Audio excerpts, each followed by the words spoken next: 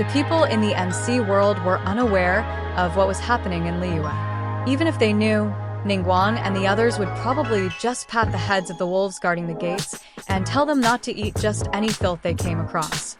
As for Madame Ping, whom Zhongli had arranged to stand guard, Ryen was well aware of the situation. He had even met Madame Ping and invited her to join them in the MC world. However, she had politely declined. The small courtyard in Liyue still needed someone to watch over it, preventing unauthorized exploration. Besides, she wasn't particularly keen on moving around much. That said, she did mention that once everything stabilized, she would come to the MC world to enjoy her retirement, just like Zhongli. She planned to build a treehouse, grow flowers, and cultivate her own land. With that, Ryen's idea of using Madame Ping's adeptal arts to bring in extra materials was scrapped. He had forgotten that adeptal arts were heavily suppressed in this world. Anything brought in through adeptal space would immediately lose all its effects. It was a shame, but not a huge loss. If necessary, he could always make a trip to the end and get some ender chests. The group had spent the entire day exploring the world, hunting, opening lucky blocks, and searching for caves. It had been a fulfilling journey. However, they had yet to find a suitable place to establish a new base. There were caves in the plains, but they were small, and the resources within them. To be honest, with lucky blocks around, Ningguang and the others weren't particularly interested in cave mining anymore. Just moments ago, Zhongli had an incredible stroke of luck, obtaining 13 blocks of iron, 9 blocks of emerald, and 9 blocks of diamond, all in block form, not just ingots. With gains like that, who needed caves? If resources ran low, they could simply send someone out to break a few lucky blocks, and they'd collect more than an entire week's worth of mining. That said, mining wouldn't be entirely abandoned, but its importance had significantly decreased.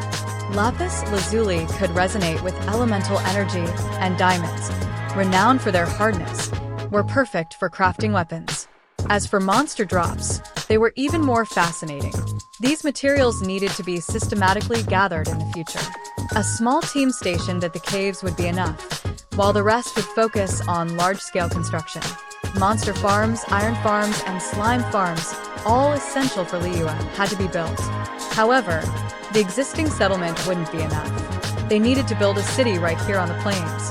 Today's expedition was essentially for scouting and planning the site, and Ningguang had no intention of building something small.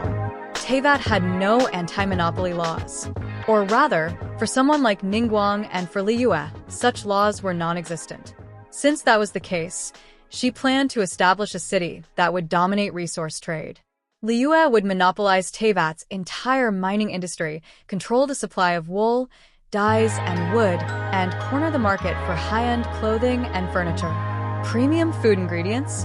Liyue would dominate Teyvat's culinary sector as well. Ningguang's goal was to make Liyue harbor the heart of Teyvat's economy, a trade empire where every aspect of daily life, from clothing to food, depended on Liyue. Weapon crafting had also been prioritized. The finest blacksmiths had been assembled, and with Zhongli's lingering divine power, they were upgrading raw materials. By fusing lapis lazuli and other rare Teyvat minerals with the highest quality iron ore or diamonds, they would create a new line of superior weapons. Liyue was also preparing to launch a custom weapon service. Once everything stabilized and Liyue gained absolute dominance, they would start offering enchantment services. Just the fire aspect, enchantment alone would drive countless people to spend fortunes acquiring these weapons. Never underestimate the common people's thirst for power. In addition to resources, horse breeding and training had also begun on the plains. Half of the Millilith would transition into cavalry, and once that was complete, they could consider selling war horses. Horses did exist in Teyvat. After all, the Knights of Favonius wouldn't be knights otherwise.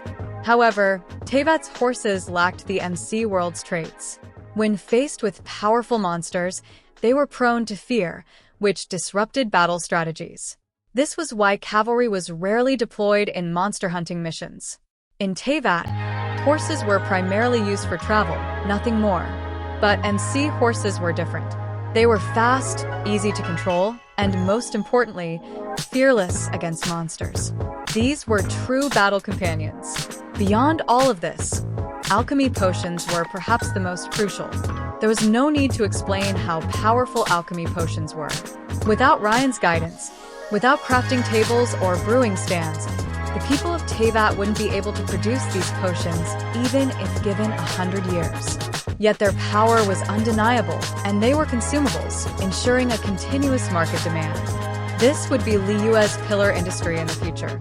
Additionally, they would accept high-end custom orders from friendly individuals and allied forces, such as fully enchanted armor sets and teleportation pearls. Ningguang had calculated everything, from the top-tier custom orders catering to the elite of Teyvat to the everyday essentials for the common folk. Liyue's exports would cover it all. At that point, Mora would be the least of their concerns. Liyue would become a true titan, so influential that a mere shift in its stance would send tremors across all of Teyvat. With the solidification of economic ties, if anything happened to Liyue, the other nations would suffer as well. By then, Liyue wouldn't even need to act against threats. Other nations would handle them on its behalf. Even if Celestia intervened, the 7 nations would be forced to stand together against it because of their economic ties with Liyue. Ningguang recalled something Ryen had mentioned about his world. There was a certain country that controlled global finances in such a way that even with hundreds of opposing nations, it still acted with impunity. Of course, Ningguang wasn't fond of terms like manipulation or control. The 7 nations weren't entirely hostile toward one another. Even when dealing with the Fatui, Liyue wouldn't target all of Snezhnaya. She preferred to call this strategy an economic interdependence network. But that level of control would take at least a decade to achieve. Why settle for just earning Mora from Liyue Harbor, or even all of Teyvat? Ningguang wanted Liyue to surpass even that rogue nation from Ryen's world. Without a single battle, she would ensure that all of Teyvat remained loyal to Liyue. Liyue's enemies would be the enemies of the entire 7 nations. By then, Liyue's voice would carry across the world, and no one would dare ignore it. Playing financial games with the Northland Bank was no longer interesting. Ningguang's vision had long surpassed such petty tactics. However, at this moment, none of that mattered. This was a time for relaxation and travel. The horses, clad in diamond armor, were tethered to fences. As the sun began to set, the group stood in the golden plains, gazing at the distant snow-capped mountains. Under the sunset, the green grass shimmered like a golden ocean, rippling with the wind. Everyone stood in silent appreciation of the beauty of this world. Just then, Cloud Retainer sent a transmission, reporting on the state of their base and mansion. She had accidentally fired the redstone cannon again, blowing up an entire day's worth of repair work. Her tone carried a hint of grievance. Ryen figured that it probably wasn't an accident. She was definitely trying to study and make one herself, but didn't control the power properly. Well, as long as she was fine. What a beautiful grassland. I almost feel reluctant to build a city here and ruin the scenery, Ningguang murmured softly. Beside her, Ryen reached out and wrapped his arm around Ganyu's waist, speaking gently. This world is vast and boundless. There will always be a second, even a third grassland. Besides, this one is big enough that building a city won't really affect much. Ningguang glanced sideways at Ganyu, who was snuggling in Ryen's embrace, her face filled with bliss. She sighed softly in her heart. Everything had been going smoothly lately, and there was much less for her to worry about.